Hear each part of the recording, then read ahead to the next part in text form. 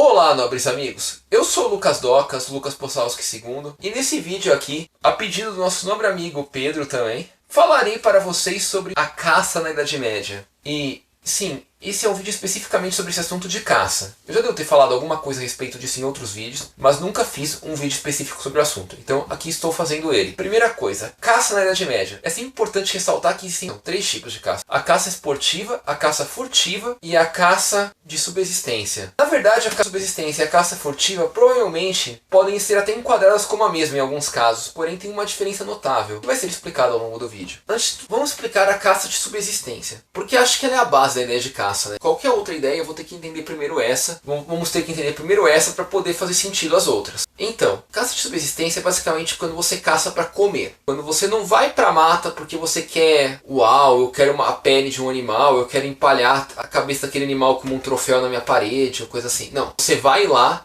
porque você precisa comer. E não é nem porque você quer a carne daquele animal específico, é porque você precisa. Porque não há muitas outras opções para você. Então quando falamos de caça de subsistência, estamos falando de caça de sobrevivência, sabe? Aquela coisa lá do caçador-coletor, homem mais primitivo e coisa assim. É basicamente isso. Esse tipo de caça, a gente precisa falar que era comum ao longo da Idade Média, principalmente nas regiões menos povoadas da Europa. E eu falo abertamente isso, porque regiões menos povoadas eram as famosas terras de ninguém. E aí aqueles que fugiam para elas, num primeiro momento, não tinham ainda uma fazenda produzindo alimentos para eles. Então eles iam ter que buscar alimento no mato, né? Então podemos dizer que sim, esse é o primeiro tipo de caça, a caça de subsistência. Porém tem uma menção muito importante que eu citei aí nesse caso. A caça de subsistência provavelmente ocorreria na terra de ninguém, ou numa terra recém-apropriada pelo seu senhor, e um senhor que não tivesse outra fonte de alimentação. Porque se você fosse caçar para subsistir na terra de um nobre que já fosse dono da terra, você estaria entrando na caça furtiva. Porque basicamente existe uma coisa chamada direito à caça dentro do feudo. Como assim? Imagina só.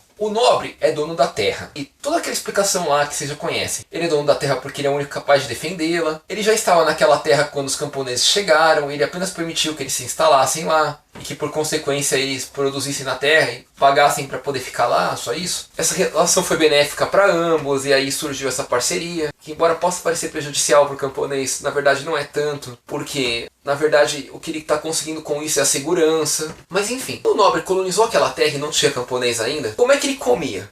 Ele caçava, caça de subsistência. Então nada mais natural do que o feudo dele ser a reserva de caça dele. E como era a reserva de caça dele, significa que esse era um direito exclusivo dele, como dono da terra. A ideia de poder caçar dentro do feudo dele. Mesmo porque caça é uma coisa mais escassa do que herborismo, corte de madeira, coisa assim. É muito mais fácil ir pegar uma madeira na floresta, pegar uns galhos para usar de lenha, ou umas frutinhas silvestres, umas ervas medicinais, coisa assim, do que pegar um coelho, por exemplo, um pato selvagem ou algo assim. Então, na prática, o que acontecia é que, como vamos dizer, o feudo era a reserva de caça do nobre, e só da família dele, e de quem eles permitissem caçar. Então se você fosse lá caçar na reserva de outro cara, você estaria violando a propriedade dele. Então por esse motivo é uma caça furtiva, uma caça roubada. É furtiva de furto, porque é uma caça que está furtando dele. E é furto, não é roubo, porque você não foi lá e assaltou o cara, mas você pegou uma coisa que supostamente era de direito dele. Por isso é um furto. Então por isso é uma caça furtiva. Nem precisa dizer que caça furtiva era ilegal ao longo da Idade Média. E até depois dela, enquanto prevaleceu a existência de feudos e territórios de nobres. E você ainda pensando,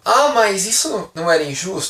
Novamente, a terra era do nobre, justo seria ele fazer o que ele quisesse com a terra dele. Se o outro cara quisesse caçar, que ele fosse caçar nas terras de ninguém. Que afinal existiam e eram reconhecidas como terras de ninguém muitas vezes. E o manso comunal? Manso comunal não significa necessariamente uma área física. Significa a possibilidade de uso de alguma coisa. Então, caça não era considerado manso comunal. Por mais que ficasse no bosque, que talvez fosse considerado manso comunal para colher uns cogumelos ou umas frutas silvestres. E depois temos a caça esportiva, que era a típica caça que os nobres promoviam. Sabe aquelas grandes caçadas com cachorros, com cavalos, com arqueiros, com lanceiros empalando javalis e coisa assim? Essa já era a caça esportiva. E por que ela era esportiva? Porque o nobre não necessariamente precisava fazê-la, pelo menos não para conseguir alimento. Ele poderia conseguir alimento dos camponeses, ele já ia conseguir deles na verdade. Porém, apesar de não possuir essa necessidade em função de alimentação em si, ele ia lá e caçava. Seja para treinar a arte da caça, seja para treinar trabalho em equipe, seja para treinar todas as questões que eu falei que podem ser úteis para treino de combate na guerra também, ou até para conseguir a carne de um animal diferente, poder saborear uma refeição diferente, ou até em alguns casos para efetivamente eliminar predadores que estivessem atacando as produções de seus camponeses. Então não era uma coisa completamente inútil a caça